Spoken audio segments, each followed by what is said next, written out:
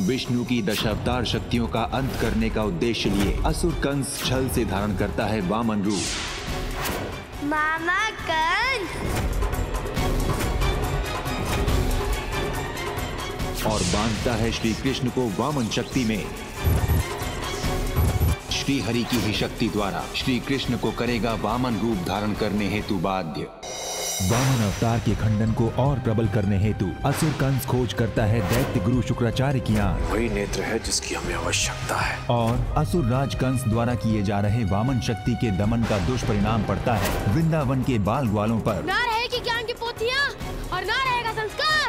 मुझे अभी अपना विवाह करना है, जिससे हो जाते हैं श्री कृष्ण चिंतित। अब किस प्रकार इस दुविधा से पार पाते हैं श्री कृष्ण। वृंदावन की बाल गोपालो हो जाओ कुसंगी कुसंस्कारी। असुर कंस द्वारा किए जा रहे वामन शक्तियों के खंडन का दुष्प्रभाव बढ़ता जा रहा है वृंदावन के ग्वाल बालों पर। हमारे मार्ग में कोई आएगा तो उसे मुद्गल पड़ेगी, चाहे वो हमारे माता पिता ही क्यों ना हो। अब इससे पहले कि देर हो जाए, मुझे कंस के सधर्म को रोकना ही होगा, चाहे मुझे इसके लिए अपना जीवन ही क्यों ना देना पड़े। वामन अवतार का अंत करने की सारी तैयारी हो चुकी है। अब केवल वो कार्य शेष है जब वो छलिया कान्हा वामन अवतार धारण करने के लिए विवश हो जाए।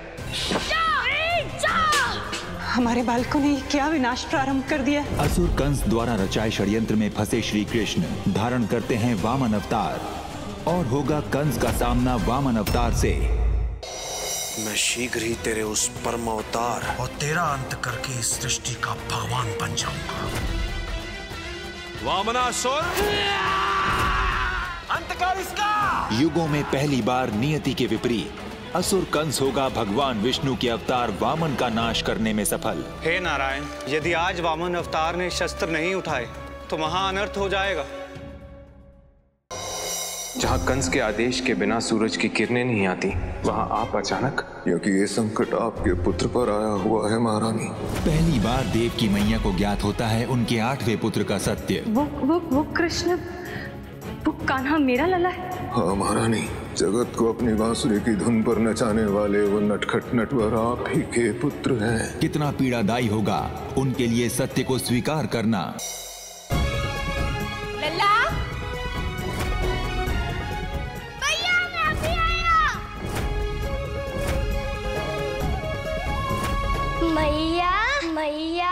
इस बार होली के पावन त्योहार में श्री कृष्ण बिखेरेंगे देव की मैया की झोली में आनंद के रंग।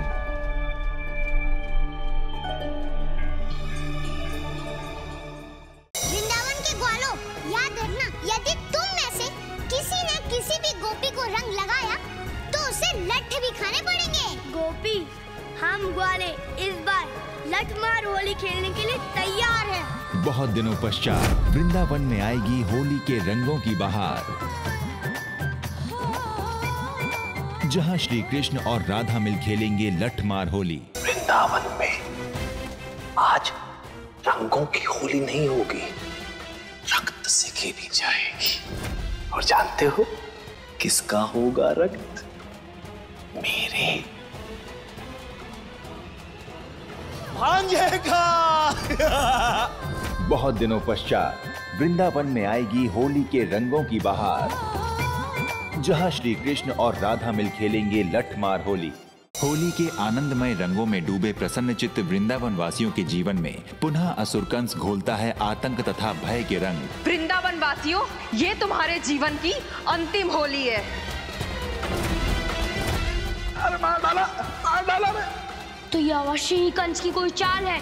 लगता है वो हमारे रंग में भंग डालना चाहता है। और अब आरंभ होगा असुर राज का पतन। अरे नंजी, आ गए आप?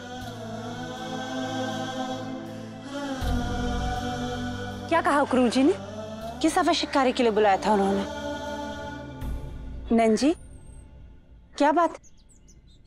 आप इतने शांत क्यों हैं? कुछ नहीं यशोदा,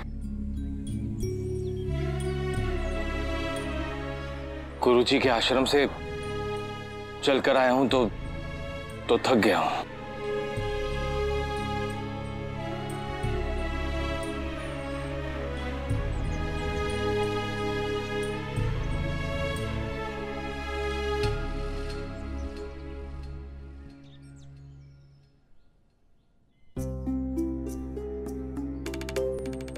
इतनी सी यात्रा और नंद जी थक गए। वह अवश्य ही मुझसे कुछ छुपा रहे हैं।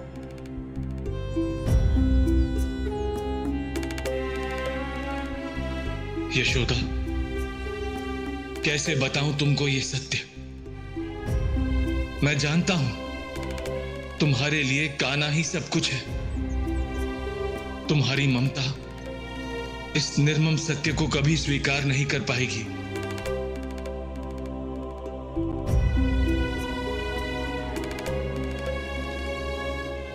नंद जी, आप ठीक तो हैं? क्या हुआ? कुछ बोल क्यों नहीं रहे हैं? यशोदा,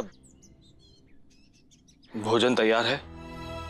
जी, मैं अभी लगाती हूँ।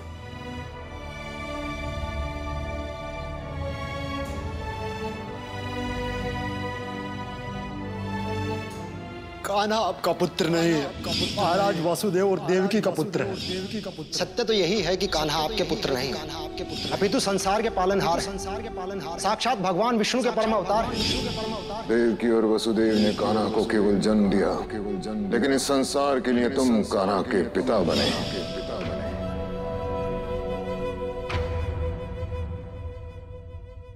नंद जी, क्या बात है नंद जी? आप जब से आश्रम से वापस आए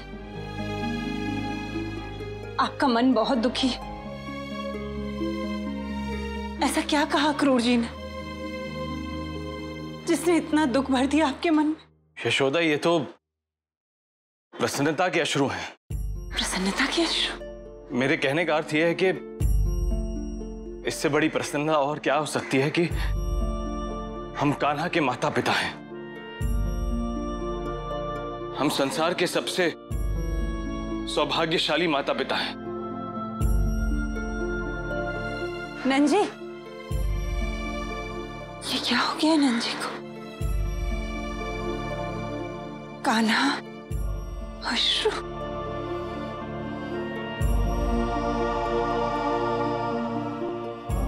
नंद जी के मन में चल रही इस दुविधा को मुझे दूर करना ही होगा।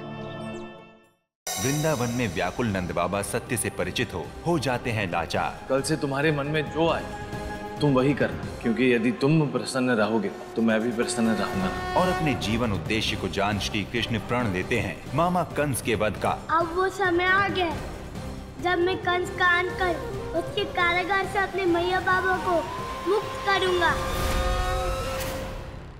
हम तो दोनों को छोड़ेंगे नहीं।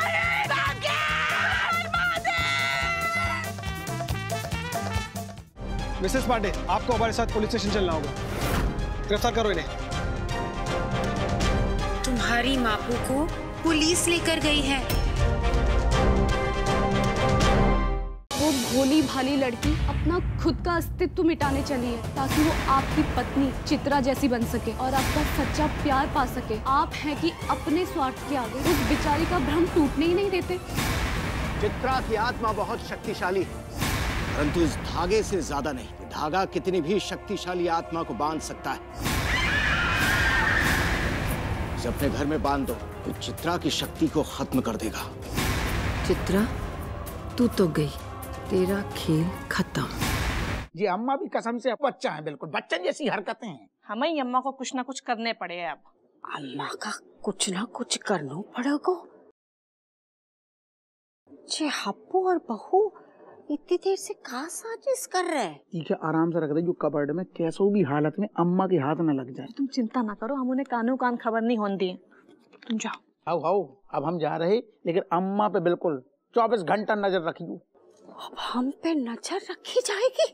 आपने तो हमारे बाथरूम को मीटिंग पॉइंट बना दिया है। वो मीटिंग पॉइंट ही है। तो फिर हम हल्के होने जाएं तो कहाँ जाएं? दक्षिण पश्चिम में एक जगह है झाकर कटी, जहाँ पे आप बैठ के हल्के हो सकते हैं। झाड़ियां हैं वहाँ पे। हमरा का सामने जो घर दिखे आपको उसके बाथरूम में घुस जाइए और रोज नित्य क्रिया कीजिए, कोई प्रॉब्लम नहीं। हाय तुमसे मिलके दिल का है जो हाल, क्या कहे हो गया है कैसा ये कमाल, क्या कहे।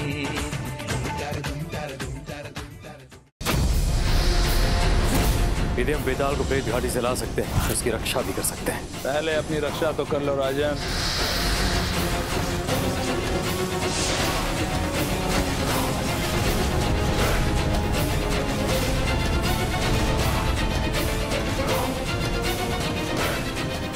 प्रकाश।